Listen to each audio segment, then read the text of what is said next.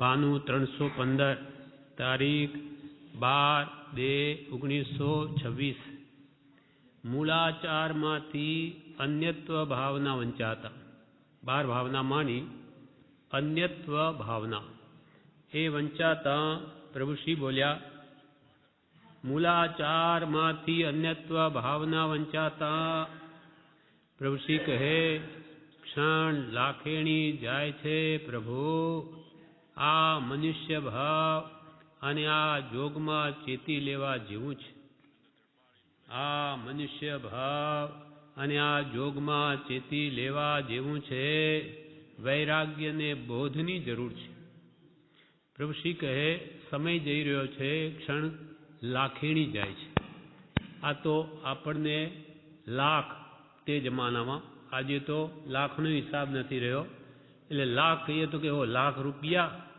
એટલે આ રૂપિયામાં એક કલ્પના કરી છે બાકી તો એનું ક્ષણનું કોઈ માપ નથી અમૂલ્ય ક્ષણો છે જેનું મૂલ્યાંકન ન થઈ શકે એવો આ સમય છે મનુષ્ય ભાવનો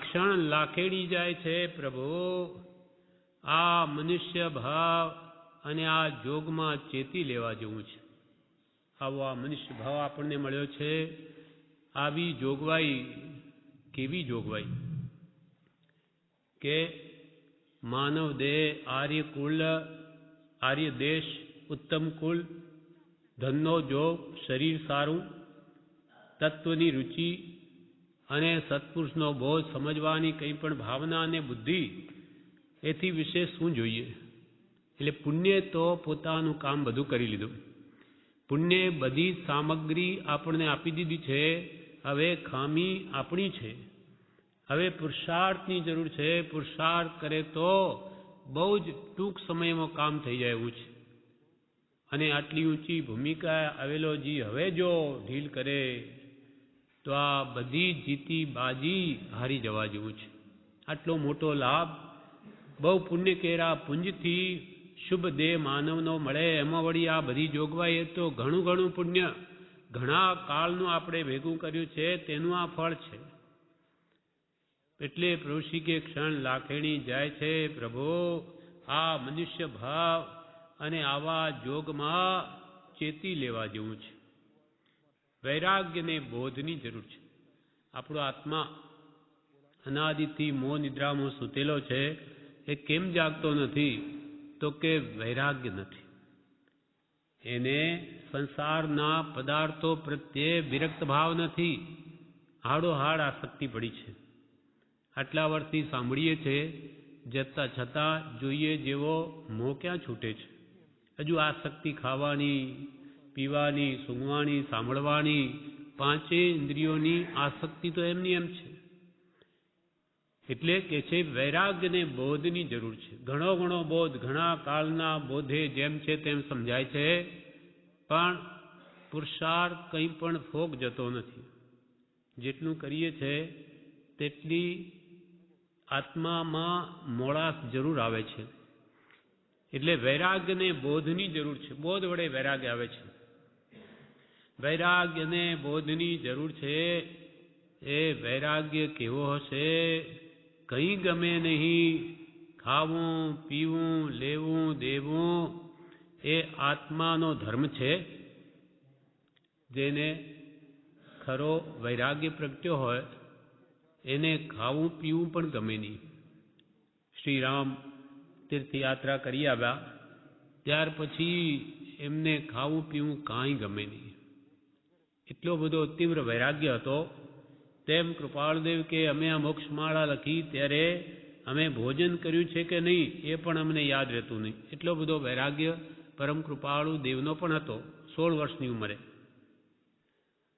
વૈરાગ્ય કેવો હશે કંઈ ગમે નહીં ખાવું પીવું લેવું દેવું એ આત્માનો ધર્મ છે પ્રશ્ન વિરામ પ્રભુશ્રીએ પૂછ્યું કે આ ખાવું ને તે પીવું ને આ કરવું એ આ લેવું ને દેવું એ આત્માનો ધર્મ છે આત્મા તો અનાહારી છે કાંઈ ખાતોય નથી પીતોય નથી અને શુદ્ધ સ્વરૂપમાં આવ્યા પછી કંઈ લેવડે નથી કે દેવડ નથી કાંઈ લેવા દેવા નથી સ્વરૂપમાં સ્થિર રહે છે પરમાનંદમાં એમ ખાવું પીવું લેવું દેવું એ આત્માનો ધર્મ છે, તેનાથી તો કંઈ જુદું જ નીકળ્યું. તેનાથી તો કંઈ જુદું જ નીકળ્યું. જીવનું સ્વરૂપ તો જ્ઞાનીએ જાણ્યું. એટલે કે આ ખાવા પીવા દેહના બધા વિકલ્પો કામોથી આત્માનું સ્વરૂપ તો જુદું જ નીકળ્યું. આત્માને કંઈ ખાવા પીવાની ખટપટ નથી, કાંઈ કમાવાની લેવડ દેવડની પણ કાંઈ જરૂર નથી. એવો આત્માનો મૂળ સ્વભાવ છે. જ્ઞાન દર્શન ચારિત્રમય શુદ્ધ બુદ્ધ ચેતન ઘાન સ્વરૂપ રમણતા એ શુદ્ધ સ્વભાવ એ આત્માનો ધર્મ છે. પણ જ્યાં સુધી એ સ્વભાવને નહીં પામે ત્યાં સુધી આત્મા વિભાવમાં રહે છે, રાગદ્વેષમાં. ત્યાં બધું જ છે. રાગ જ્યાં જ્યાં જીવને થાય તે વસ્તુ મેળવવાની ઈચ્છા થાય છે. એના માટે કેટલા પ્રયત્નો કરવા પડે અને ખાઈ પી મેળવીને જે સુખ માને, અને અંતે જ્યારે એ બધી વસ્તુનો વિયોગ થાય ત્યારે દુઃખ. એ મહાપુરુષો કે જીસ સુખ અંદર દુઃખ વસે સો સુખ ભી દુઃખરૂપ. એ દુઃખનું જ બીજું રૂપ છે કે જે વસ્તુ મેળવવામાં સુખ ભાસે અને વિયોગ થાય ફરી દુઃખ થાય. વિયોગ તો નિશ્ચિત છે. મેળવવામાં રાજી થાય પણ નાનીઓ કે છે આ જ વસ્તુ તને પાછી દુઃખી કરશે. માટે એ બધાનો મોહ મુક. આમાં કંઈ સત્વ કે સુખ છે જ નહીં. જીવનું સ્વરૂપ તો જ્ઞાનીએ જાણ્યું, અને આપણે આમાં ને આમાં રાચી રહીએ તો કંઈ જાણ્યું ગણાય? જીવનું સ્વરૂપ તો જ્ઞાની પુરુષોએ આ દેહાદી સર્વથી ભિન્ન જુદું ભાસ્યું જાણ્યું, અને આપણે તો આમાં આમાં રાચી રહીએ છીએ. આપણે તો આ દેહને જ આપણું સ્વરૂપ માની, કુટુંબને જ આપણા માની, ધનાદિને, અને એમાં જ આખું જીવન ગાળીએ છીએ. પ્રભુશ્રી કહે જીવનું સ્વરૂપ તો જ્ઞાનીએ જાણ્યું, અને આપણે તો આમાં ને આમાં જ રાચી રહીએ તો કંઈ જાણ્યું ગણાય? તો આપણે આત્માને ઓળખ્યો ગણાય? આત્માને ઓળખ્યો હોય તો દેહાધ્યાસ ઘટવો જોઈએ. દેહાધ્યાસ ઘટતો નથી, અને આપણે માનીએ કે મેં આત્માને જાણ્યો. ક્યાંથી જાણ્યો? અને આપણે આમાં ને આમાં રાચી રહીએ તો કંઈ જાણ્યું ગણાય? રામચંદ્રજીનો કેવો વૈરાગ્ય હતો! રામચંદ્રજીનો કેવો વૈરાગ્ય હતો! યોગ વાસિષ્ઠમાં વર્ણન એવું સરસ આપ્યું છે કે તે વાંચીને એમ થઈ જાય કે અહોહો, ક્યાં એ દશા અને ક્યાં આપણો હીન પુરુષાર્થ અને ઉલટી પ્રવૃત્તિ. યોગ વાસિષ્ઠમાં વૈરાગ્ય પ્રકરણ અને મુમુક્ષુ પ્રકરણ, બે પ્રકરણ કૃપાળુદેવે વાંચવા કહ્યું છે. એમાં શ્રી રામનો અદ્ભુત વૈરાગ્ય વર્ણવ્યો છે. એટલે પ્રભુશ્રી કહે છે યોગ વાસિષ્ઠમાં વર્ણન કેવું સરસ આપ્યું છે શ્રી રામના વૈરાગ્યનું. તે વાંચીને એમ થઈ જાય કે અહોહો, ક્યાં એ દશા, ક્યાં શ્રી રામની વૈરાગ્યમય દશા, અને ક્યાં આપણો હીન પુરુષાર્થ અને ઉલટી પ્રવૃત્તિ. રાગમાં ક્યાં તો એ શ્રી રામનો વૈરાગ્ય અનાસક્ત ભાવ, અને ક્યાં એથી ઉલટું આપણો તદ્દન આસક્તિમય ભાવ, સાવ વિપરીત. અને આપણે મોક્ષ જોઈએ છે તો જ્ઞાની કે મોક્ષ આમ નહીં મળે. જ્યાં જ્યાં જીવની આસક્તિ હશે ત્યાં જન્મવું જ પડશે. પછી કે મારે જન્મ મરણ નથી કરવા, નહીં ચાલે. કારણ જન્મ મરણના સેવે રાગદ્વેષ છે. રાગદ્વેષ એ જ મુખ્ય કર્મની ગ્રંથ છે.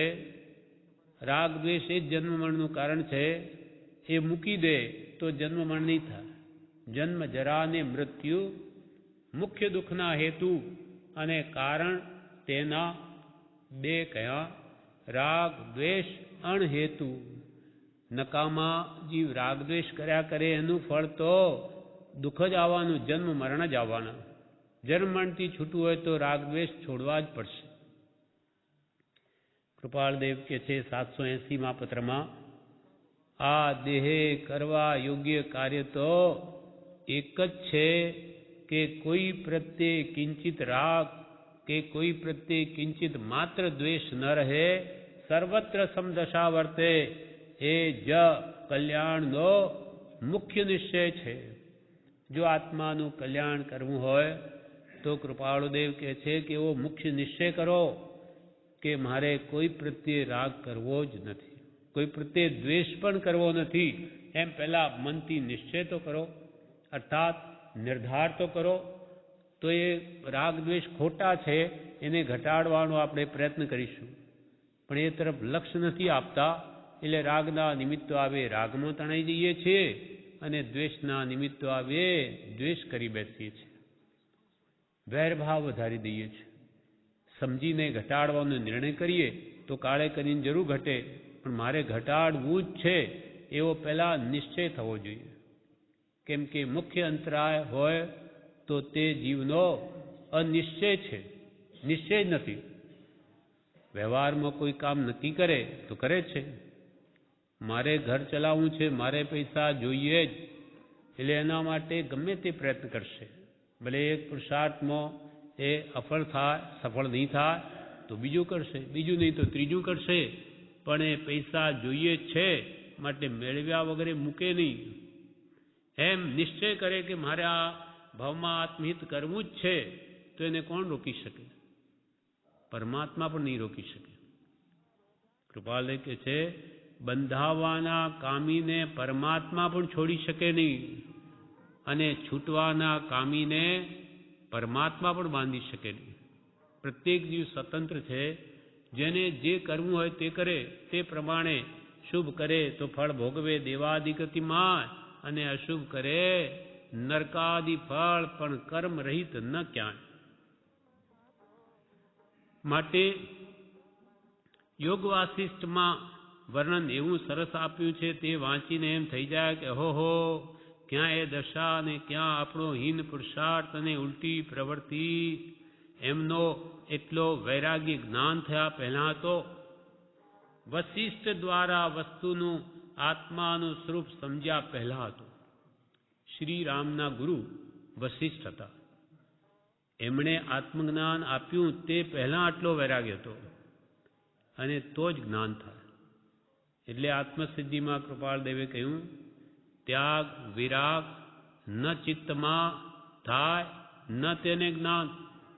ત્યાગ વૈરાગ જો ચિત્તમાં, વેશમાં નહીં, ચિત્તમાં, મનમાં, ભાવમાં, અંતરમાં એ હોય તો જ એને આત્માનું જ્ઞાન થાય કે આત્માનું ભાન થાય. અહોહો એ દશા શ્રીરામની કેવી, અને આપણો હિન્દ પુરુષાર્થ અને ઉલટી પ્રવૃત્તિ. એમનો એટલો વૈરાગ્ય જ્ઞાન થયા પહેલા હતો શ્રીરામનો.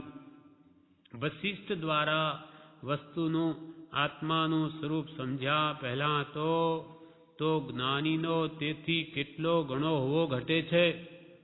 શ્રીરામનો આત્મજ્ઞાન પહેલા આટલો બધો વૈરાગ, તો જે જ્ઞાનીને આત્માનું જ્ઞાન છે, આત્માનો અનુભવ છે, એમનો વૈરાગ કેવો હશે?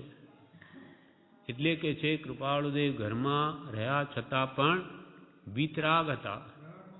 હા, વ્યવહારમાં બેઠા છતાં વીતરાગ છે, તો એ પુરુષોનો કેવો વૈરાગ હશે? એટલે કૃપાલ કે એક સમય જો અવકાશ મળે, કર્મ પૂરા થતા હોય, એક સમય નહીં રહીએ. એટલી બધી મોકળાશ વર્તે તરત ચાલ્યા જઈએ, અમને આ ગમતું જ નથી. હા, પણ હવે અમે બાંધ્યા. હા, એટલી આત્મા મોકળાશ વર્તે. જો કર્મનો ઉદય સત્તાને પામતો હોય તો હમણાં જ ઉઠીને ચાલ્યા જઈએ. એટલી બધી મોકળાશ છે, એટલે કે અમારી પૂર્વ તૈયારી છે, પૂર્ણ. કર્મ માગ આપે એટલી જગ્યા, એટલી વાર છે. વૈરાગ્ય થયા પહેલા એટલો બધો વૈરાગ્ય રામનો હતો. વશિષ્ઠ દ્વારા વસ્તુનું આત્માનું સ્વરૂપ સમજ્યા પહેલા હતો, તો જ્ઞાનીને તેથી કેટલો ઘણો હોવો ઘટે છે. ધન્ય છે એ પુરુષને, કૃપાળુ દેવને કોઈ પુણ્યના જોગે કોઈ સત્પુરુષનો સમાગમ થાય છે. ધન્ય છે એ પુરુષને. પ્રભુ કૃપાળુ દેવને ધન્ય છે કે કોઈ પુણ્યના જોગે આવા સત્પુરુષનો સમાગમ થયો. આપણને પણ ધન્ય છે એ પુરુષને, કૃપાળુ દેવને કોઈ પુણ્યના જોગે કોઈ સત્પુરુષનો સમાગમ થાય છે. તેમાં ચેતી લેવાય તો કામ નીકળી જાય. આપણે પણ જાણે અજાણે કંઈ પુણ્ય કર્યું છે એવું તો જ આ બધો જોગ મળી આવ્યો છે. માટે પ્રભુશ્રી કે હવે જો ચેતી લેવાય તો કામ નીકળી જાય. એટલે અનંત ભવનું સાટું વળી રહે, જન્મ મરણથી જીવ સર્વથા મુક્ત થઈ જાય એવો આ અવસર આવ્યો છે. ચેતી લેવાય તો કામ નીકળી જાય. પુણ્યના સંજોગે જ માણસની ઉન્નતિ થતી જાય છે, આગળ આગળ વધતો જાય છે. પુણ્યાનુબંધી પુણ્ય જો હોય તો એને આગળનું આગળ વધાર્યા કરે. આજે પુણ્યથી આ સામગ્રી મળી આવી, 7 વ્યસનોમાં હવે આપણી વૃત્તિ નહીં જાય. ઉત્તમ ભાવો, ઉત્તમ આચાર, સ્વાધ્યાય, ભક્તિ માં જ કાળ જાય તો પુણ્યથી પુણ્ય વધે અને એને આગળનું આગળ વધાર્યા કરે. 2-5 ભમો નિવેડો લાવી દે. પુણ્યના સંજોગે જ માણસની ઉન્નતિ થતી જાય છે, આગળ આગળ વધતો જાય છે. આ જે આજે સંજોગો મળ્યા છે તે પહેલા કરેલા કઈ કર્મનું પરિણામ છે. પ્રભુશ્રી કે આજે આ બધી આપણને જોગવાઈ મળી એ પૂર્વના કરેલા કર્મોનું ફળ છે. એમ વસ્તુ નથી મળતું. ઘણી બધી કંઈક સેવા આજ્ઞા જ્ઞાનીઓની ઉઠાવી હશે તેનું આ ફળ છે, નહીં તો આવી સામગ્રી મળે જ નહીં. પ્રભુશ્રી કહે આજે સંજોગો મળ્યા છે તે પહેલા કરેલા કઈ કર્મનું પરિણામ છે. આ મિસ્ત્રી પહેલા કેટલોય વખત અહીં રહ્યો પણ કેવું થતું નહીં. આજે અચાનક તેને આ જોગ મળી આવ્યો. આ મિસ્ત્રી કે અહીંયા કેટલાય વખતથી છે પણ ક્યારે પણ કંઈ કહેવું થયું નહીં અને આજે અચાનક એવો એમને જોગ મળી આવ્યો. અને આજે અચાનક તેને આ જોગ મળી આવ્યો. અમારે કહેવું હોય તોય કંઈ કહેવાતું નથી. પ્રભુ કે અમારે કહેવું હોય તો પણ ઉદય ન હોય તો ભાષા વર્ગણાના પૂતગલો નીકળે જ નહીં, મૌન જ રહેવાય. અમારે કહેવું હોય તોય કહેવાતું નથી અને કોઈ વખત જાણે એક અક્ષરે નથી બોલવો એમ કરીને આવીએ છીએ, પણ ભાષાના પૂતગલ બાંધેલા તે મનમાં બોલવા ઉપર ખારાશ હોય છતાં બોલાઈ જવાય છે. એક બોલવાનો ભાવ હોય તોય બોલાય નહીં અને નથી બોલવું એમ વિચાર કરીને આવ્યા હોઈએ અને ભાષાના પૂતગલ બાંધેલા એવો ઉદય આવી ગયો તો બોલાઈ જવાય છે. બોલવાનો ભાવ નથી બોલવું, અક્ષરે નથી બોલવું એમ કરીને આવીએ છીએ, પણ ભાષાના પૂતગલ બાંધેલા તે મનમાં બોલવા ઉપર ખારાશ હોય છતાં બોલાઈ જવાય છે. આ બોલતા છતાંય બોલતા નથી. કેમ? હા, કરતા ભાવ નથી, બોલવાનો જ ભાવ નથી. અમારે કંઈ કરવું જ નથી, અમારે બોલવું જ નથી એવો અંતરથી સાચો ભાવ હોવાથી એ જ્ઞાની પુરુષો બોલવા છતાંય બોલતા નથી, કાંઈ ક્રિયા કરવા છતાં પણ કરતા નથી. કેમ કે કરવાનો એમનો ભાવ નથી, એટલે કે કરતા ભાવ નથી. મિસ્ત્રી બોલ્યા, આપણે આ જે કર્મ કરીએ તેનું ફળ આ ભવમાં મળે કે આવતા ભવમાં?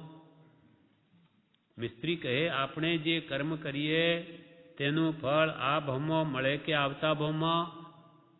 ત્યારે પ્રભુશ્રી કહે, કોઈ મહાત્મા તપની મુદત પૂરી થયા પછી પારણા માટે વસ્તીમાં આવેલા, તે વખતે કઠિયારે બોલાવી તેમને 2 રોટલા પોતાના ભાણામાંથી આપ્યા. તે ઊભા ઊભા જમીને તે તો ચાલ્યા ગયા. પછી તેની સ્ત્રી રોટલી ઘડતી હતી. તેના મનમાં એમ થયું કે આ ક્યાંથી આવ્યો કે મારે વધારે રોટલા ટીપવા પડશે. પણ કઠિયારાના છોકરાને વિચાર આવ્યો કે બાપાએ પોતાના ભાણામાંથી 2 રોટલા આપ્યા, તેથી હું મારા રોટલામાંથી અડધો બાપાને આપું. એમ વિચારી તેણે અડધો રોટલો આપ્યો અને નવો રોટલો ચઢે ત્યાં સુધી ખાવાનું ચાલતું કરવા કહ્યું. તેની બહેન પણ ખાવા બેઠી હતી. તેને પણ ભાઈની પેઠે પિતાને અડધો રોટલો આપ્યો. પ્રભુશ્રી કહે, કોઈ મહાત્માને તપનો સમય પૂરો થયો એટલે પારણા માટે વસ્તીમાં આવેલા. હવે તે વખતે કઠિયારના ઘરમાં ગયા, એને બોલાવ્યા. એટલે ત્યાં જઈને જે કઠિયારે લાકડા ફાડનારો એ કઠિયારો, એટલે ત્યાં મુનિને પોતાના ભાણામાંથી 2 રોટલા મૂક્યા. હા, ભાવથી એને આપી દીધા.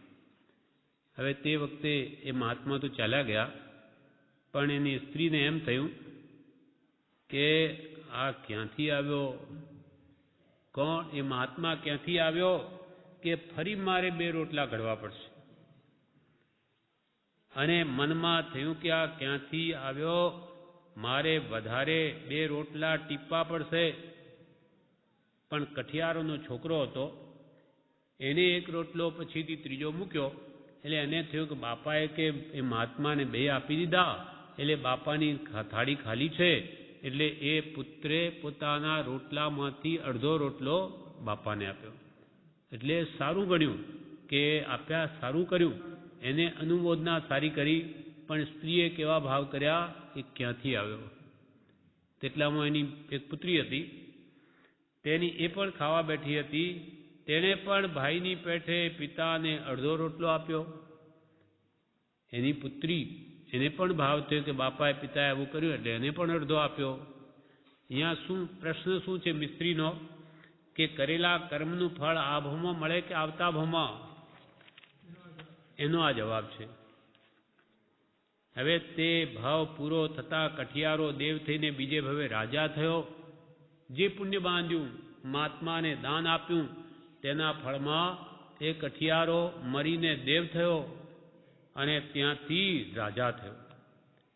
તેણે એક વખત સભામાં જનક રાજાની પેઠે, ત્યાર પછી શું થયું ટૂંકામાં કહી દઈએ, પછી એનો વિસ્તાર કાલે લઈશું. એટલે તે રાજા થયો. હવે એની પુત્રી તે પણ મરીને એ પણ દીક્ષા લેવાની, એ સાધ્વી પંડિતની પુત્રી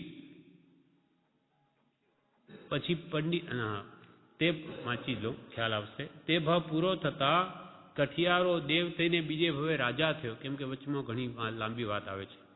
તેણે એક વખત સભામાં જનક રાજાની પેઠે પ્રશ્ન પૂછ્યો કે દત્તાનું ફળ શું ને અદત્તાનું ફળ શું? આ રાજા એકવાર પૂછ્યું, કોઈ દાન આપે એનું ફળ શું ને નહીં દાન આપે એનું ફળ શું? મોટા મોટા પંડિતોમાંથી કોઈ જવાબ આપી શક્યો નહીં.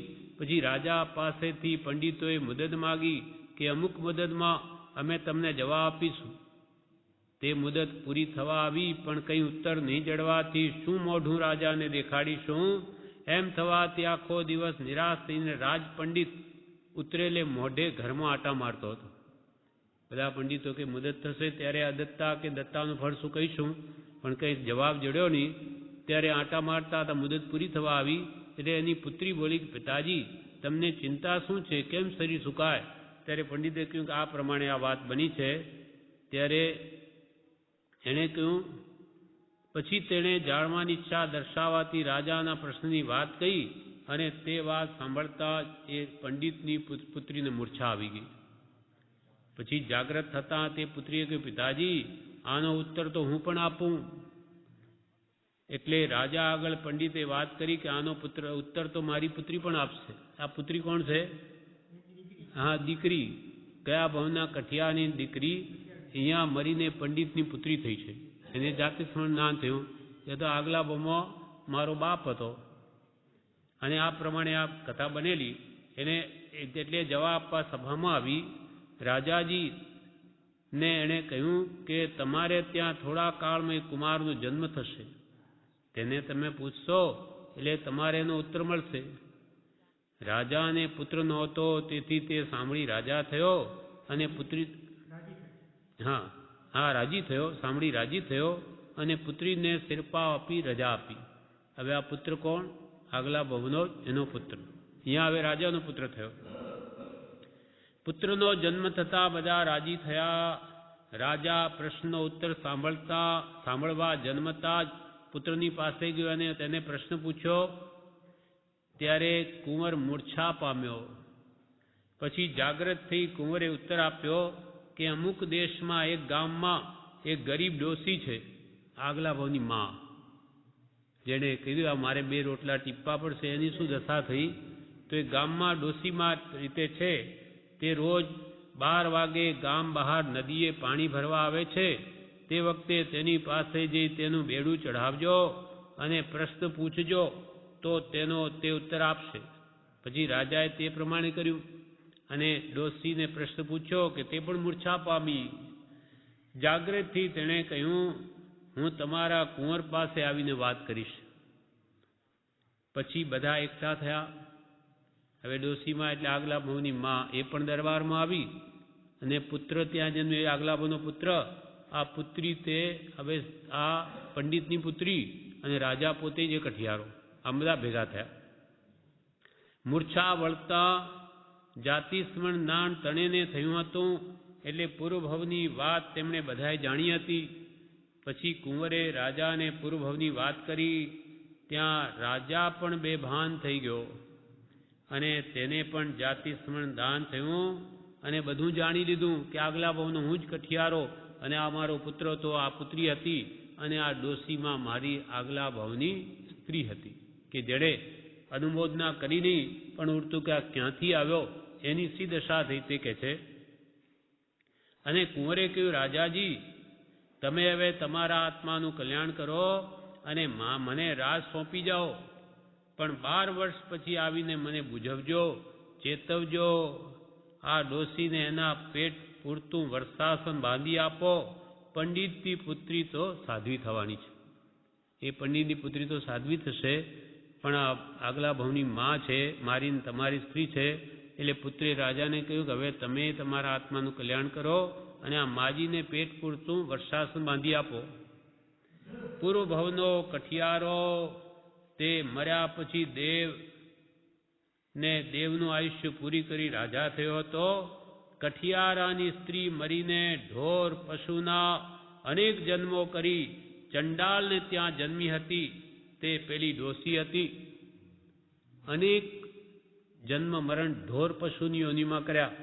આ ક્યાંથી ચડી આવો એમ એટલા 2 શબ્દ આવા ભાવથી કેવું ફળ મળે છે. અને પછી હવે અહીંયા ભમોએ ચંડાલને ત્યાં જન્મી છે. એ ડોસીમાં તે પેલી ડોસી હતી અને કઠિયારાની પુત્રી પણ સારા ભાવ કરી પંડિતને ત્યાં જન્મી હતી. આ પ્રમાણે કરેલા કર્મ બધાને ભોગવવા જ પડે છે. માટે કદી પણ આવા ભાવ કરવા જ નહીં. ઉડતું સારું જોઈને અનુમોદન કરવું, પણ અંતરાય રૂપ કે વિઘ્નરૂપ કે ખાલી આપણા મનો એવો ભાવ લાવવો જ નહીં કે આ શું કામ બધું આવું કરે છે.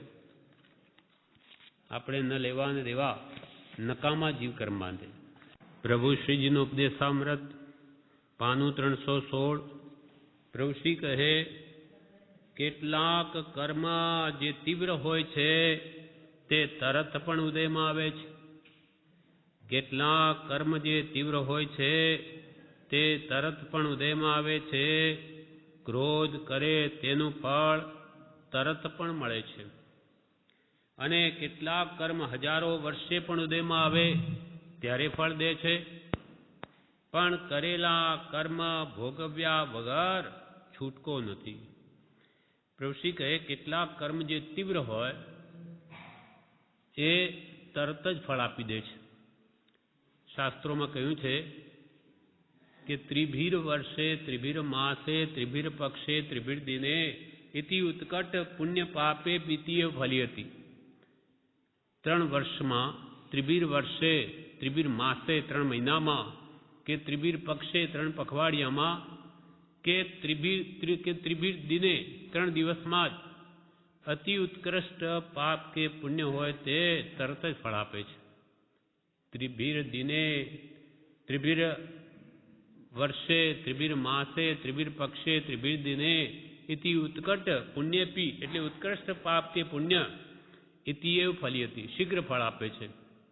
એટલે પ્રભુશ્રી કે કેટલાક કર્મ જે તીવ્ર હોય છે તે તરત પણ ઉદયમાં આવે.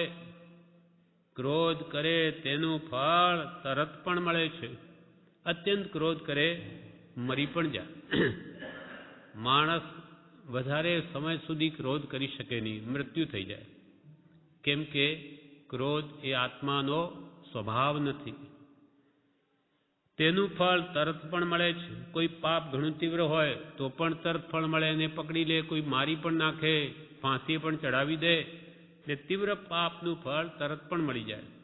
અને કોઈ કર્મ એવા હોય કે જે અબાધા કાળ રહ્યા પછી ફળ આપે, અને કેટલાક કર્મ હજારો વર્ષે પણ ઉદયમાં આવે ત્યારે ફળ દે છે. પણ કરેલા કર્મ ભોગવ્યા વગર છૂટકો નથી. મોડે કે વહેલે 3 વર્ષમાં કે 300 વર્ષમાં બાંધેલા કર્મો તો ભોગવવા જ પડે. અને જે કર્મ નિકાચિત બંધ ન થયો હોય તે જ્ઞાન ધ્યાનથી એમાં ઉત્કર્ષણ, અપકર્ષણ, સંક્રમણ બધું કરી શકાય છે. એટલે ભગવંતોએ કહ્યું, ભાવ બડો સંસાર મેં. આખા જૈન ધર્મનો આધાર ભાવ ઉપર છે. ભાવથી કર્મને તોડી શકે, પાપના દળિયા પુનઃરૂપણ કરી શકે, એમાં અપકર્ષણ એટલે એની આ અવધિ ઘટાડી પણ શકાય, વધારી પણ શકાય. માનો કે આપણે અહીં આવ્યા હોઈએ ભક્તિ સ્વાધ્યાયમાં કોઈ સાથે, પછી અહીંયા લાભ થયો હોય કંઈ સાંભળીને કે અહીંયા આવ્યા તેનું પુણ્ય બંધાયું હોય, પણ એવો જો ભાવ આવી જાય કે ભાઈ ક્યાં અહીંયા આવ્યા, એના કરતો કંઈ 2 દિવસ દુકાનમાં નુકસાન થયું અને આવી શું લાભ મળ્યો, તો જે પુણ્ય બંધાયું હોય એ પણ ગયું. અને ભાવોમાં તીવ્રતા જો આવી ગઈ તો પુણ્યના દળિયા પાપરૂપ પણ થઈ જાય. અને કોઈ સહેજે અહીંયા આવ્યો તો બહુ સારું થયું કે અહીંયા આવ્યા તો 2 વાત સાંભળવા મળી, ઘણું જ સારું થયું, બહુ સારું થયું. આવો શુભ ભાવ કર્યો તો એને ઘણું પુણ્ય બાંધી લીધું. એટલે આખો આધાર જૈન ધર્મનો ભાવ ઉપર છે. આપણે આ ભક્તિ કે સ્વાધ્યાયમાં શા માટે બેસીએ છીએ કે કંઈક જણાય, કંઈ ખબર પડે અને આપણને ભાવ આવે કે હો એવું વિશ્વનું સ્વરૂપ છે. કંઈ પાપથી પાછા હટીએ એના માટે આ બધા નિમિત્તો છે ભાવ લાવવાના. કેમ કે જેવા નિમિત્ત હોય તેવો જીવ બની જાય છે. અહીંયા સારા નિમિત્તોમાં સારા ભાવ થાય. આના વેપાર કે ઘરમાં હોય તો જે વાતાવરણ હોય તેવા ભાવ થાય. માટે સત્સંગમાં રહેવાની અત્યંત આવશ્યકતા કહી છે. કેમ કે જીવ નિમિત્તને આધીન છે. કેટલાક કર્મ જે તીવ્ર હોય છે તે તરત પણ ઉદયમાં આવે, ક્રોધ કરે તેનું ફળ તરત પણ મળે છે. અને કેટલાક કર્મ હજારો વર્ષે પણ ઉદયમાં આવે ત્યારે ફળ દે છે. પણ એક વાત નિશ્ચિત છે, કરેલા કર્મ ભોગવ્યા વગર છૂટકો નથી. ધર્મરાજાને ચોપડે લખાય છે એમ કહેવાય છે તેમ આત્મા કર્મોને લઈને ભવો ભવમાં ભટક્યા કરે છે.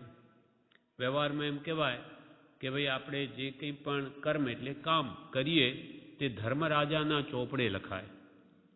ત્યાં કોઈ ચોપડો નથી કે જે બધા આપણા કર્મોની નોંધણી કરે, પણ સહજ સ્વાભાવિક એ નિમિત્ત નૈમિત્તિક એવો સંબંધ છે કે આત્મા ભાવ કરે કે આપોઆપ તેને કર્મ વારગણાઓ ચોંટી જાય છે. જેમ કે લોહ અને લોહ ચુંબક બે જડ છે. લોહ ચુંબકને ખબર છે કે મારે લોખંડને ખેંચવું, અથવા લોખંડને એવી ખબર છે કે આ લોહ ચુંબક છે માટે મારે એને ખેંચાઈને એના પાસે જવું, અથવા લાકડાને એવી ખબર છે કે ભાઈ આ તો લોહ ચુંબક છે માટે મારે ખેંચાવવું નહીં. કાંઈ જ નહીં, બધી જડ વસ્તુઓ છે, પણ એવો નિમિત્ત નૈમિત્તિક સંબંધ છે કે લોહ ચુંબક હોય તો લોહને ખેંચે જ, લાકડાને નહીં ખેંચે. તેમ આત્મા જો રાગદ્વેષના ભાવ કરે તો કર્મણ વર્ગણાઓ એને ચોટે જ, નિયમ છે એવો. અને પાછા ભાવ શુભ કરે તો શુભ બંધ થાય, અને શુદ્ધ ભાવમાં આવે તો એ નિર્જરી પણ જાય. માટે પ્રભુશ્રી કહે કે વ્યવહારમાં એમ કહેવાય, ધર્મરાજાના ચોપડે લખાય છે એમ કહેવાય છે તેમ આત્મા કર્મોને લઈને ભવો ભવમાં ભટક્યા કરે છે. તેમ આત્મા કર્મને લઈને ભવો ભવમાં ભટક્યા કરે છે. કોઈ સંતને શોધીને તેના કહ્યા પ્રમાણે જો આટલો મનુષ્ય ભવ ગાળે તો પ્રભુ કલ્યાણ થઈ જાય તેમ છે. એક આ ભાવ કોઈ સંતને શોધીને એટલે સત્પુરુષની આજ્ઞાએ આ જો એક જ મનુષ્ય ભાવ પૂરો ગાળી દે તો આત્માનું કલ્યાણ થઈ જાય એમ છે. એક ભાવથી અનંત ભાવનું સાટું વળી શકે એમ છે.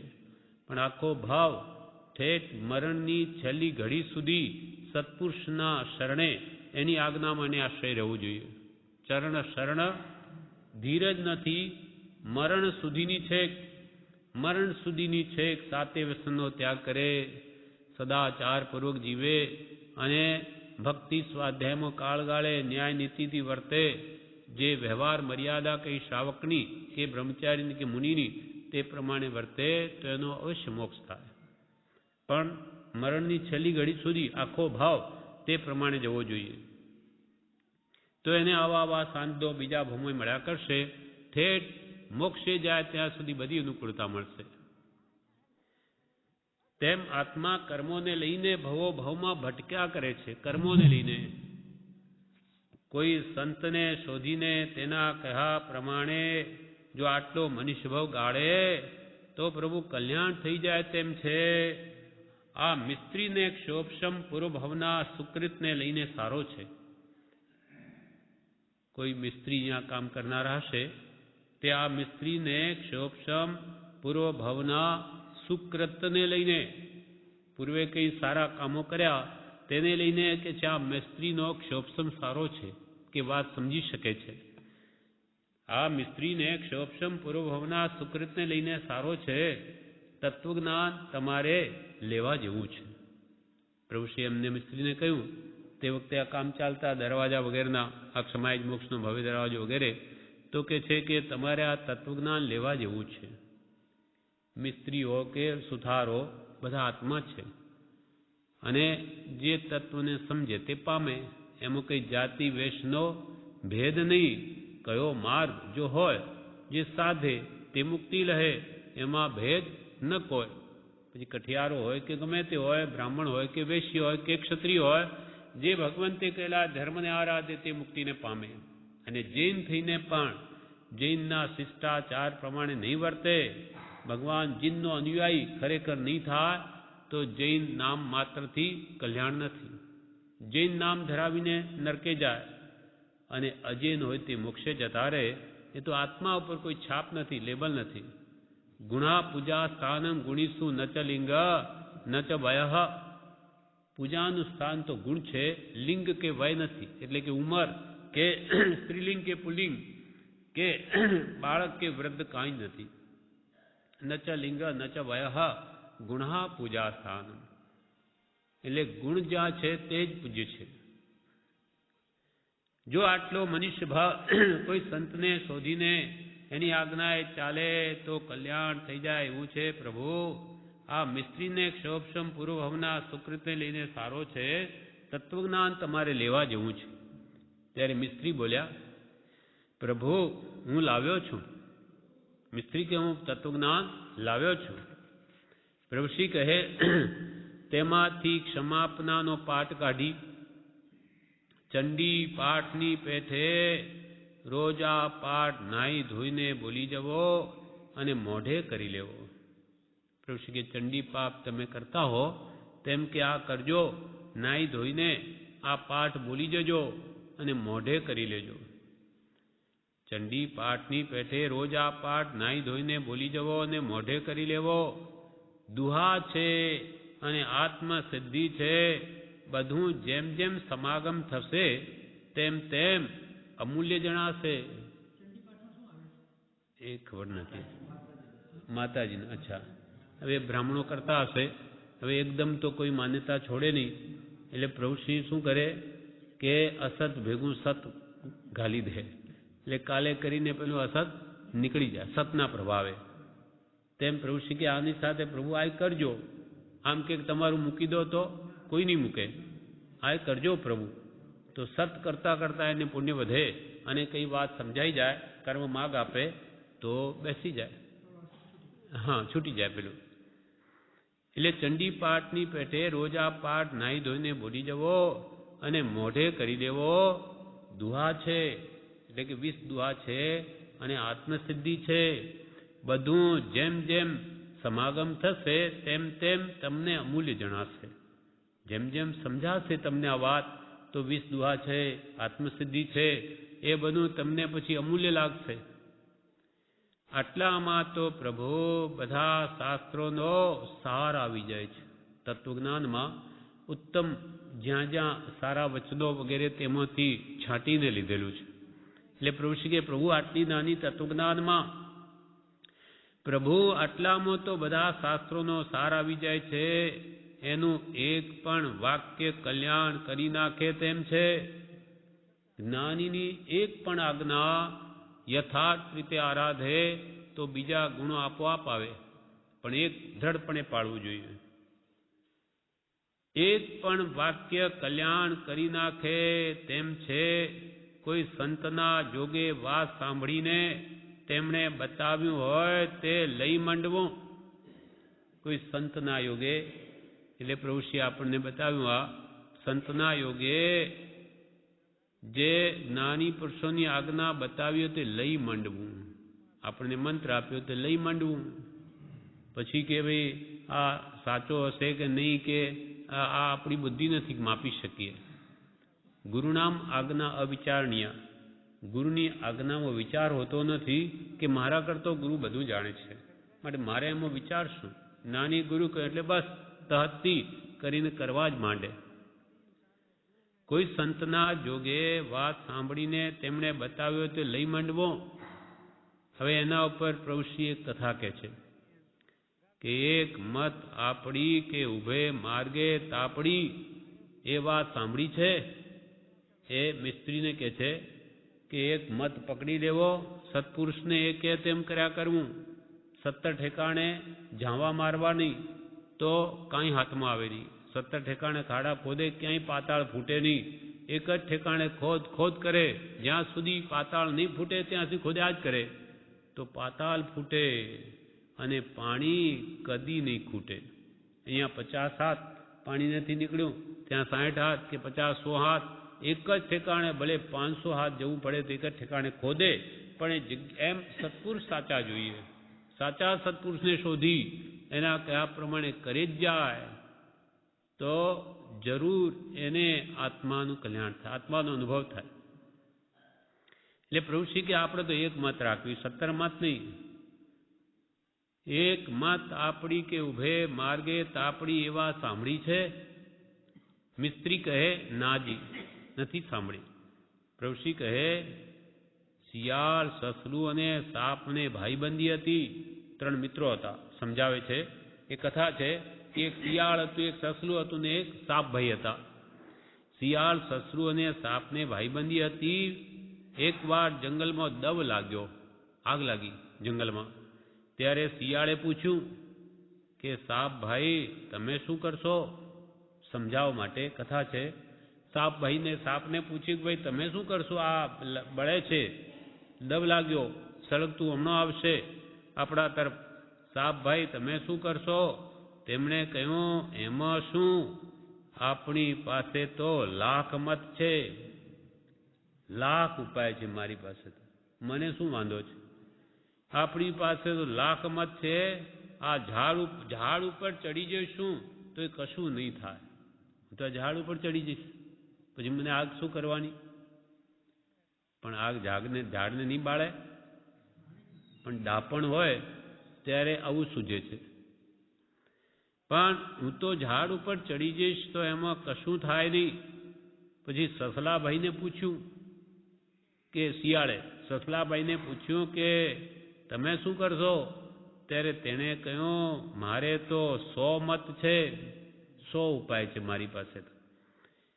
હું તો આ જાળામાં પેસી જાઉં તો પછી આગ શું કરવાની છે? આ દર છે ને એ જાળામાં થઈને દરમાં પેસી જાય, શું કરવાની છે મને આગ? પછી શિયાળે વિચાર્યું કે આપણે તો કાંઈ સંતાવવાની જગા નથી અને લાય તો લાગતી આવી, તેથી લાવ જે બાજુ નથી લાગતું તે બાજુ દોડી જાઉં. આપણી પાસે તો લાખ મતે નથી, 100 ઉપાય નથી, એક જ ઉપાય છે. ક્યાંય સંતાવવાની આપણા માટે તો કંઈ દરની જગ્યા નથી. એટલે આપણે તો એક જ મત છે કે જે તરફ લાગતું નહીં હોય તે તરફ દોડી જવું. એમ વિચારી તે 1-2 ગાઉ દૂર દોડી ગયું. સાપ તો ઊંચે ઝાડ પર ચડી ગયો. સસલું જાળામાંથી દરમાં પેસી ગયું. 2 દિવસ પછી આગ શાંત થતાં શિયાળ પેલા મિત્રોની સંભાળ લેવા આવ્યું. ક્યાં સાપભાઈ ઉપર ચડ્યા કેમ છે કે સસલાભાઈની શી હાલત છે? ત્યાં તેણે ઝાડ તો ઓળખ્યું પણ સાપ મળે નહીં. ઊંચે જોયું તો આંટી પડીને લબડેલા સાપનું ખોખું મળદું દીઠું. હા કે ઉપર લબડેલો હતો સાપ, તે બળીને ખોખું ત્યાં દીઠું. ત્યાં લબડેલું સાપનું મળદું દીઠું ખોખું. પછી સસલાની શોધ કરી તો જાળામાં ત્યાં પણ તે બફાઈને તેની રાખ થઈ ગઈ હતી. તે કાઢીને જોયું તો દરમાં પૂંછડી જેવું જણાયું. ખેંચી કાઢ્યું પણ તે તો સસડી ગયેલું મળદું હતું. તેથી શિયાળ બોલ્યું કે ભાઈ આ સસલાભાઈની આવી હાલત છે, 100 મત વાળાની અને 1,00,000 મત વાળા તો લબડી ઉપર. એટલે સસલાભાઈ બોલ્યા, શિયાળ બોલ્યું કે 1,00,000 મત લબડી અને 100 મત સસડી, 1 મત આપડી કે ઉભે માર્ગે તાપડી. 1,00,000 ઉપાય કેનારો આ સાપ એ તો લબડ્યો બળી ગયો, અને 100 મત કેનારું સસલું સસડી ગયું, બફાઈ ગયું. આપણે તો 1 મત હતી કે જે તને નથી લાગતું દોડી ગયા, 1 મત આપડી કે ઉભે માર્ગે તાપડી.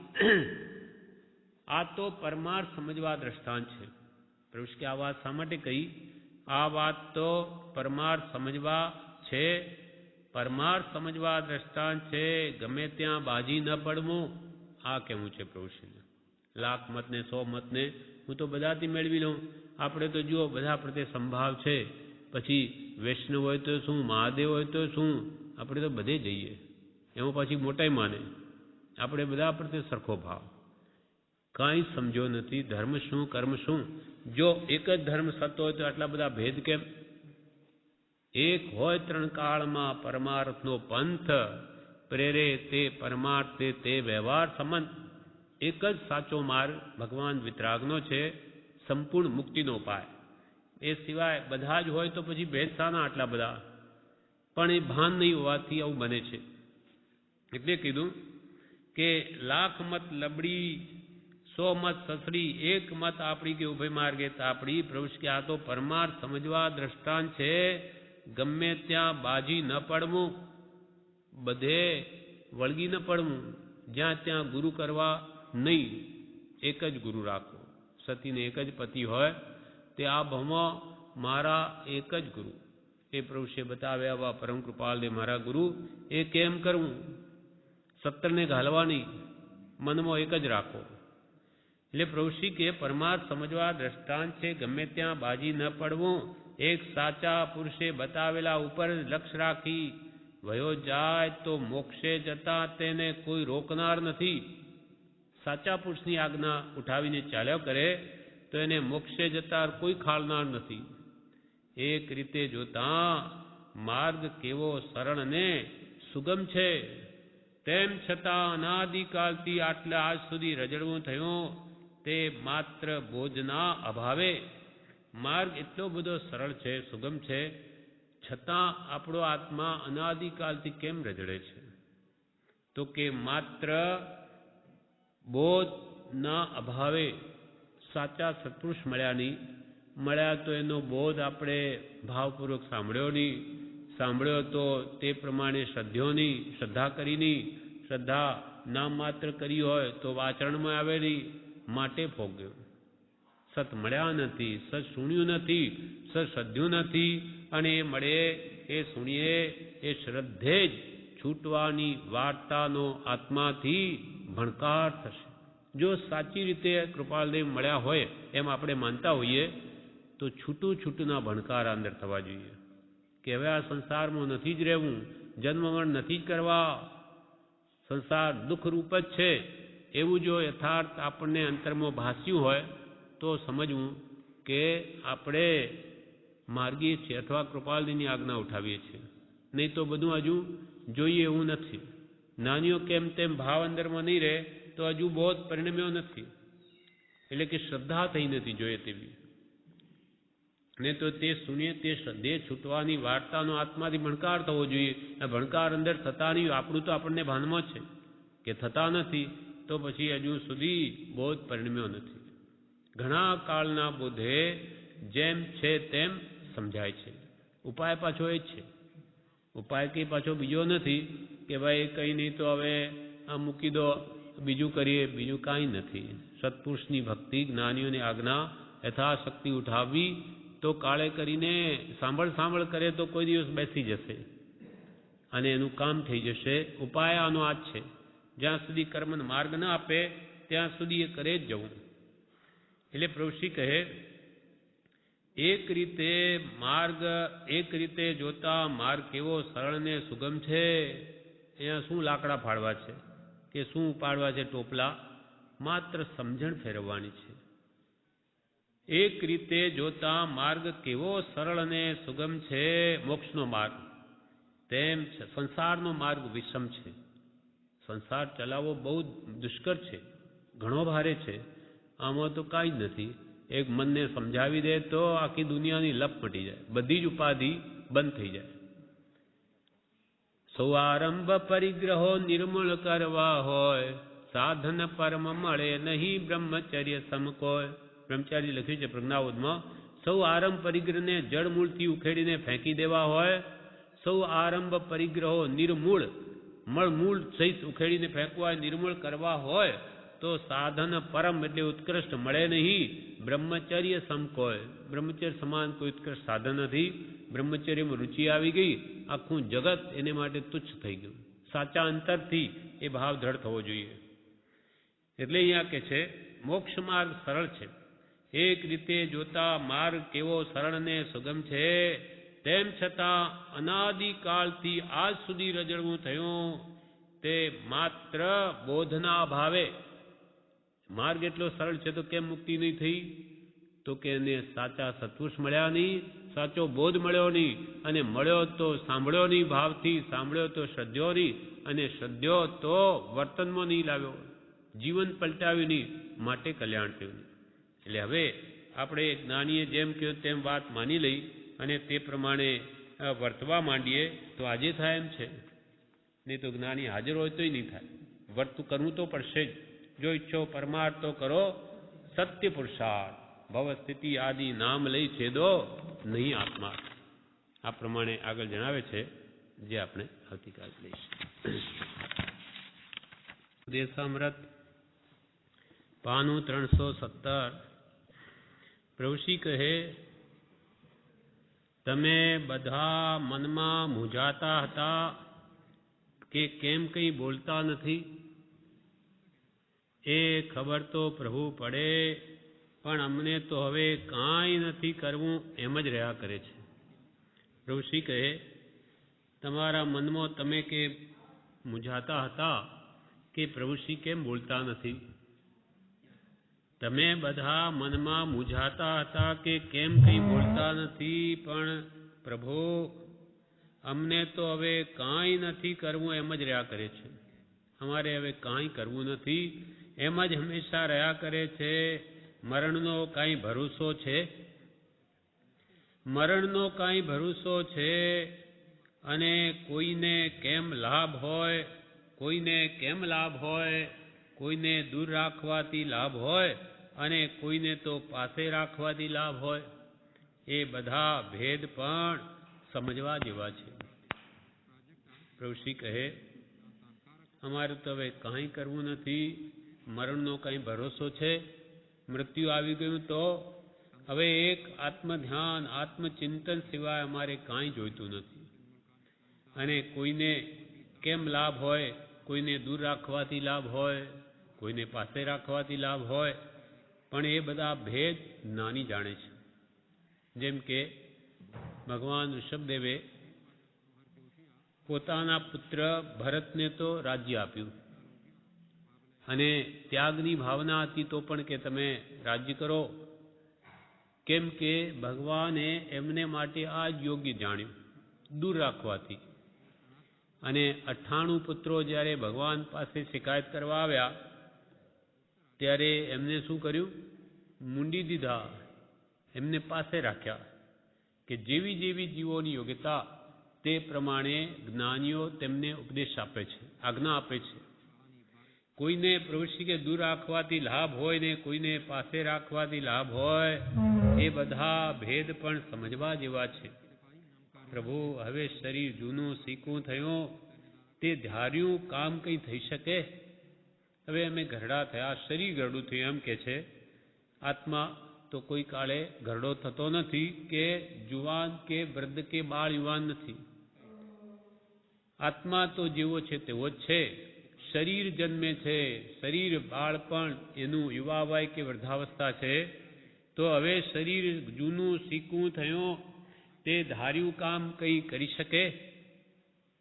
મુમુક્ષુ કહે, અમારા કર્મના અંતરાય ખરા ને પ્રભુ, કે આપ બોલી ન શકો, ઉપદેશ આપી ન શકો, તો અમારા પણ કર્મના અંતરાય ખરા ને પ્રભુ.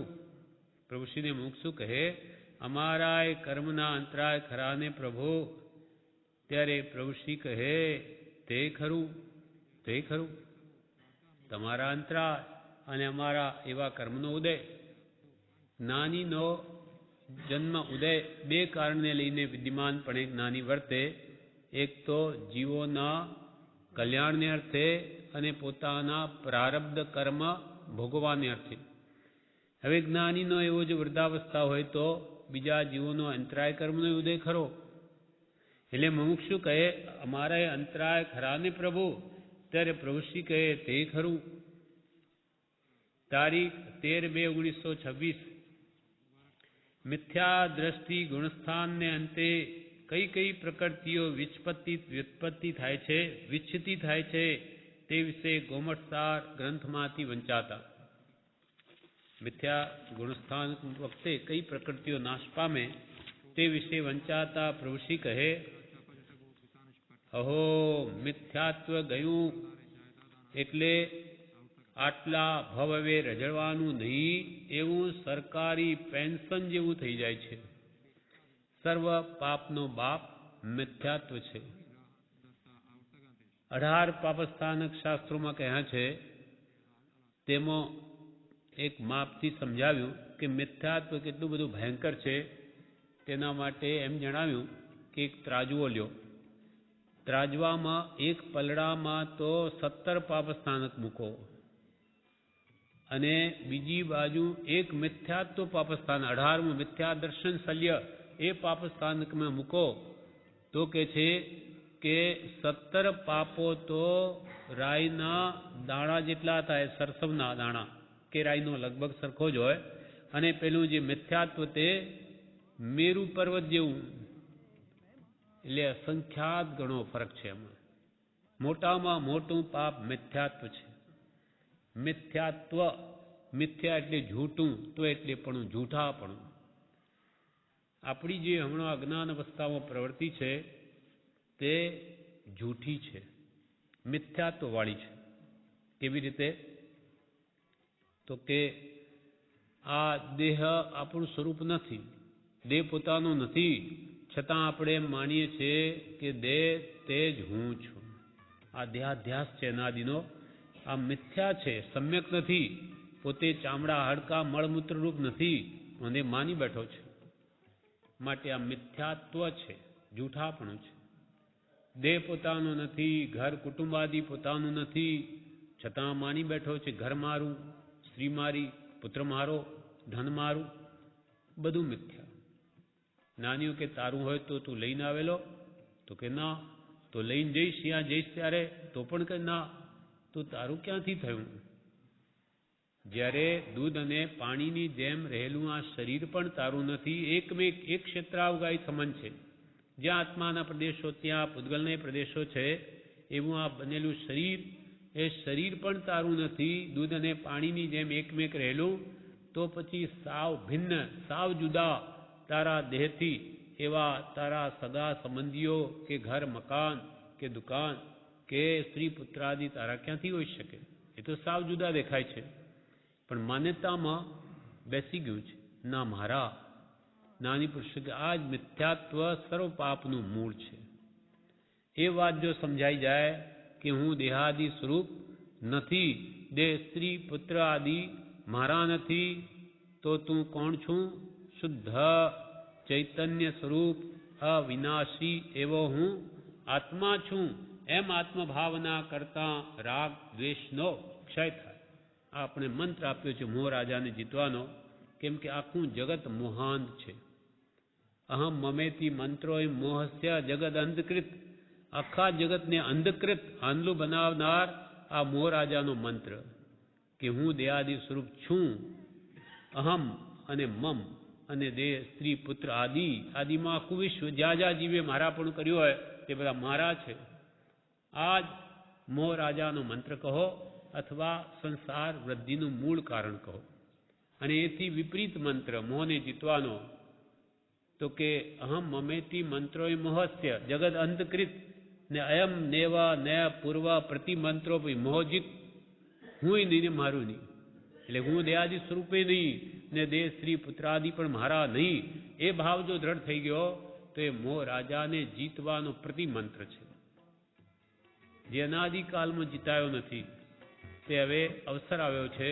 હવે જો સમજી જાય, દેહમાં આત્મબુદ્ધિ કાઢી નાખે, પરમાંથી રાગદ્વેષ મૂકી દે, તો હમણાં મોક્ષ થઈ જાય. અર્થાત માન્યતાઓ ટાળવાની છે.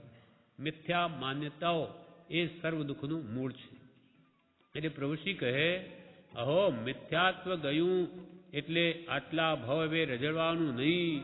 મૂળ સર્વ પાપનું કારણ મિથ્યાત્વ ગયું એટલે કે હવે ઘણું રજડવાનું નથી. એવું સરકારી પેન્શન જેવું થઈ જાય છે. પછી એને પેન્શન મળ્યા કરે, સમય પૂરો થયે પછી એને ઘર બેઠા પગાર મળે. તેમ આત્મજ્ઞાન થાય ત્યારે મિથ્યાત્વ જાય, કે મિથ્યાત્વ જાય ત્યારે આત્મજ્ઞાન થાય, ત્યાર પછી એની દશા દિનોદિન વધતી જાય છે. એટલે મિથ્યાત્વ દૂર કરવું, સમ્યક દર્શન પામવું, એ જ આપણું પહેલું ધ્યેય છે.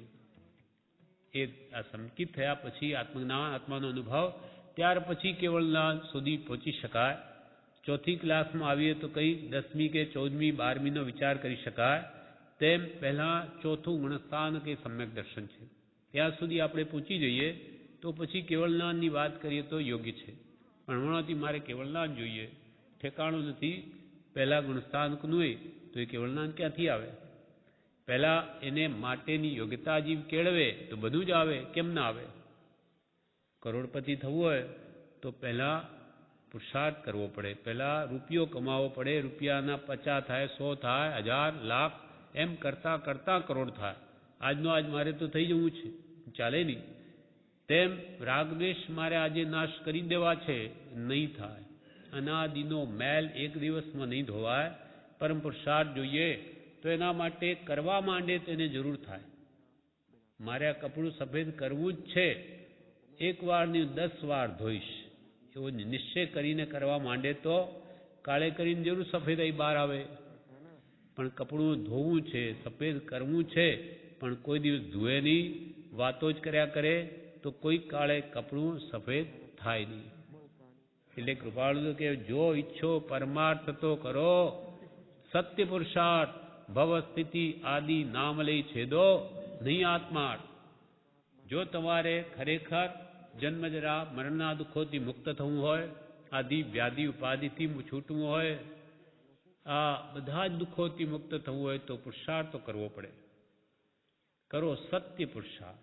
પુરુષાર્થ તો જગતના જીવો બધા જ કરે, પણ સાચો પુરુષાર્થ જેથી આત્મા જાગે, સ્વરૂપ પામે, જન્મજરા મરણથી મુક્ત થાય, એવો જે પુરુષાર્થ જ્ઞાનીઓ બતાવ્યો તે કરો. એટલે સત, જેથી આત્મા પ્રગટે એવો પુરુષાર્થ કરો. સત્ય પુરુષાર્થ અને ભવસ્થિતિ આદિ નામ લઈ છેદો ની આત્માર્થ, કે ભવસ્થિતિ પાકશે ત્યારે કરીશું, એમ ભવસ્થિતિનું નામ લઈને આત્માને છેદશોમાં, એટલે કે પુરુષાર્થને લઈ મંડો તો બધું જ થશે. ભવસ્થિતિએ પાકશે, પણ પહેલાંથી આવા અવલંબન લઈ લીધા તો કોઈ કાળે જીવનો ઉદ્ધાર નહીં થાય, પુરુષાર્થ જ નહીં જાગે. એટલે સર્વ કર્મ દૂર કરવાનું કારણ સત્ય પુરુષાર્થ છે. એટલે પ્રભુશ્રી કહે કે હવે મરણ વખતે તો કંઈ ભાન નથી રહેતું. આમ બોલાવે કે ભાઈ તો આંખ ઊંચી ન કરે તે શું હશે? મરણ વખતે કંઈ કે ભાન નથી રહેતું, શું કારણ? કંઈ યાદ નહીં રહેતું હોય તેનું શું કારણ? ચેતન કંઈ જડ તો ઓછો થઈ જાય છે, પણ તે વખતે કશું જાણે ખબર નહીં. શું વેદનામાં ઘેરાઈ જતો હશે? આવરણ આવતું હશે? સમકીતીને કેમ થતું હશે? અજ્ઞાની જીવ અંત વખતે મરણની વેદનામાં કંઈ ભાન ન હોય તો શું જડ જેવો થઈ ગયો? તો કે ના, જડ જેવો તો નહીં, ચેતન એવો આત્મા તો અંદર છે. તો કેમ ભાન નથી હોતું? કેમ બોલતા નથી? કે કેમ યાદ કે તે વખતે રહેતું નથી? એનું પ્રભુશ્રી કે શું કારણ હશે? શું એને કર્મોના આવરણ આવી જતા હશે? અને તે મરણ વખતે સમકીતીને કેમ થતું હશે? જેને આત્માની શ્રદ્ધા છે એને કેમ રહેતું હશે? ત્યારે મુનિ મોહનલાલજી બોલ્યા. મુનિ મોહનલાલજી કહે, સમકીતીને તો ખબર રહે, પરિણામ સત્પુરુષે જણાવેલા લક્ષ્યને અનુસરતા રહે. ભેદ પડ્યો હોય એટલે પોતે વેદનાથી જુદો છે એમ રહે, અને બીજા બોલાવતા હોય તે સાંભળે, પણ પોતાની ગતિ સુધારવાના પ્રયત્નમાં તે હોવાથી સગાવાલા બોલાવે તોય ન બોલે. જે સમ્યક દ્રષ્ટિ આત્મા છે, જેને આત્માનું કલ્યાણ કરવું છે, એ અંત વખતે એને ભેદ પડી ગયો છે દેહ અને આત્માનો. એટલે આત્મ પરિણામને સાચવે છે. એટલે વેદનાથી તો જુદો રહે. એના અંતરમાં એવો ભાઈ, વેદના મને નથી, વેદના શરીરમાં છે. એ મારા આત્માનો વાકો વાળ પણ કરી ન શકે, કાંઈ મારા આત્માનો બગાડી શકે એમ નથી, એમ એનું દ્રઢ શ્રદ્ધાન હોય છે. અને સગાવાલા પણ સમ્યક દ્રષ્ટિને અંત વખતે બોલાવે તોય પણ કે બોલે નહીં, કારણ કે એ પોતાના આત્મપુરુષાર્થમાં હોય છે. જેમ સૌભાગભાઈ જે કંઈ કહ્યું અંત વખતે કે એવી દશા જાણીને બધાએ નમસ્કાર કર્યા કે સૌભાગભાઈએ પાછું ફેરવી નાખ્યું, અને 2 મિનિટ પછી દેહ ત્યાગ પણ થઈ ગયો. કેમ કે એમને કોઈ પ્રત્યે રાગ નથી, અને આવા નિમિત્તોથી પણ દૂર રહેવું છે. તેમ જ્ઞાની પુરુષને તે બીજા બોલાવતા હોય તે સાંભળે, પણ પોતાની ગતિ સુધારવાના પ્રયત્નમાં તે જ્ઞાની પુરુષો આત્મચિંતનમાં, વિચારમાં કે સ્વરૂપમાં રમણતા હોવાથી સગાવાલા બોલાવે તો નહીં બોલે. એ કોઈ આત્માને મદદ કરી શકે એમ નથી, એમ તે જાણે છે કે આ બધા મારા આત્માનું કંઈ ભલું કરી શકે એમ નથી. આ બધા સગાવાલાઓ આત્માને મદદ કરી શકે એમ નથી, એમ તે જાણે છે. તેથી જે સાચું શરણ કે સત્પુરુષે આપેલું સ્મરણ, તેમાં જ તેનો ઉપયોગ રાખવા તે પ્રયત્નશીલ હોય.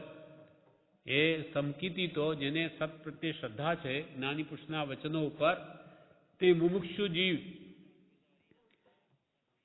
તે સાચું શરણ એક સત્પુરુષનું તે વખતે રાખે કે સ્મરણનું ધ્યાન રાખે. સહજાત્મ સ્વરૂપ પરમગુરુ એમાં આત્માનો ઉપયોગ રોકે, બીજે જવા ન દે, સ્વરૂપનું ધ્યાન કરે.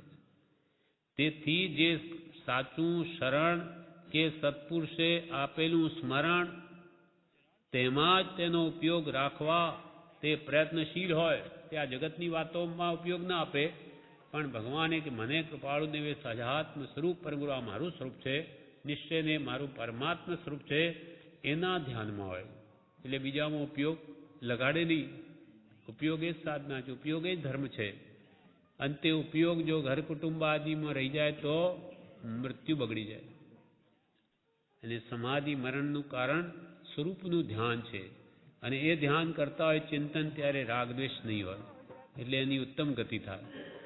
એટલે ઉત્તમ જીવો તે તો તે વખતે સત્પુરુષનું શરણ લઈ સ્મરણ, તેમાં જ તેનો ઉપયોગ રાખવા તે પ્રયત્નશીલ હોય. સૌભાગ ભાઈએ અંત વખતે અંબાલાલને જણાવ્યું હતું કે અંબાલાલ, સૌભાગ્યને બીજું ધ્યાન ન હોય. સૌભાગભાઈ અંબાલાલભાઈ, અમને બીજું ધ્યાન મને ન હોય, તમે ફિકર કરોમાં. સૌભાગ્યને બીજું ધ્યાન ન હોય, પણ તમે મંત્ર સ્મરણ મોટેથી બોલો છો, તેમાં મારો તાર જોડાયો હોય તેમાંથી વિક્ષેપ પામીને જોડાવવું પડે છે. એટલી આત્માકાર વૃત્તિ થઈ ગઈ. જ્ઞાન પામેલા એટલે એમાં મારે ઉડતું બહાર આવવું પડે છે અવાજથી. બાકી સ્વરૂપમાં રમણતા છે એટલે એમાં ઉડતું વિક્ષેપ પડે છે. પણ આપણા જેવાને તો બહુ જ જરૂરી છે તે વખતે, નહીં તો બીજા સાંસારિક વિચારો આવવા લાગે અને એમાં ઉપયોગ રહે તો મરણ બગડી જાય. પ્રભુશ્રી કહે કે આ બે ગાથાનો વિચાર કરવો અંત વખતે ખાસ. શુદ્ધ બુદ્ધ ચૈતન્ય ઘન સ્વયં જ્યોતિ સુખધામ, બીજું કહીએ કેટલું કર વિચાર તો પામ. શુદ્ધ બુદ્ધ એટલે જ્ઞાની, આત્મા જ્ઞાનમય છે. શુદ્ધ બુદ્ધ ચૈતન્ય ઘન, અમારો આત્મા ચૈતન્યનો ઘનપિંડ છે, જળ સ્વરૂપ નથી. અને સ્વયં જ્યોતિ સ્વરૂપ છે, સ્વ પર પ્રકાશક છે. મારા આત્માને પણ મારો આત્મા જ ઓળખી શકે કે પરના આત્માને પણ મારો આત્મા જ ઓળખી શકે, પર પદાર્થોને પણ. સ્વયં જ્યોતિ સ્વરૂપ છે અને સુખધામ છે. આ સ્વયં જ્યોતિ સુખધામ, સુખનું ઘર કોણ? આત્મા પોતે જ. સુખધામ બીજું કહીએ કેટલું? હવે કૃપાલ બીજું કેટલું કહીએ? જે કહેવાનું હતું બધું આ 117 ગાથામાં કહી દીધું. બીજું કહીએ કેટલું કર વિચાર તો પામ. તું વિચાર હવે કરે તારા સ્વરૂપનો સ્વ શું પર શું, તો તું પણ પામી શકે, તારા સ્વરૂપની પ્રાપ્તિ કરી શકે. પણ વિચાર કરે તો, નહીં તો કાંઈ નહીં થાય. ઔષધ વિચાર ધ્યાન કર વિચાર તો પામ. છૂટે દેહાધ્યાસ તો નહીં કરતા તું કર્મ, નહીં ભોગતા તું તેહનો એ જ ધર્મનો મર્મ. ધર્મનું રહસ્ય કે છે. બધા જીવો જગતમાં ધર્મ કરે, પણ ધર્મ શું? આનંદગંજીએ પણ સ્તવનમાં કહ્યું, ધર્મ કર તો જગ સૌ પીરે રે. ધર્મ કર તો જગ સૌ ફીરે રે.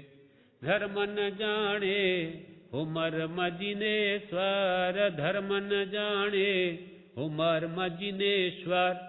ધર્મ જીનેશ્વર ચરણ ગ્રયા પછી, ધર્મ જીનેશ્વર ચરણ ગ્રયા પછી, કોઈ ન બાંધે હો કર્મ જીનેશ્વર, કોઈ ન બાંધે હો કર્મ જીનેશ્વર. ધર્મ જીનેશ્વર ગાઉં રંગ શું? ધર્મ કરતો જગ સૌ ફિરે. બધા જ કે અમે ધર્મ કરીએ છીએ, પણ ધર્મ ન જાણ્યો મર્મ જીનેશ્વર. પણ ધર્મનો મર્મ શું? એ તો કે છે હે જીનેશ્વર કોઈ જાણતું જ નથી. તે ધર્મનો મર્મ કૃપાળદેવે આ ગાથામાં કહ્યો છે કે એ ધર્મનો મર્મ. ધર્મ ન જાણ્યો મર્મ જીનેશ્વર, અને ધર્મ જીનેશ્વર ચરણ ગ્રહ્યા પછી કોઈને બાંધ્યો કર્મ જીનેશ્વર. ધર્મનાથ ભગવાન એટલે શુદ્ધ આત્મા ભગવાન છે. એનું જો સાચું શરણ ગ્રહણ કરી લે તો એ કર્મ ન બાંધે. પણ એ ધર્મનું રહસ્ય જ જાણ્યું નહીં. તે અહીંયા કૃપાલદેવ કે છે કે છૂટે દેહાધ્યાસ તો નહીં કરતા તું કર્મ, નહીં ભોગતા તું તે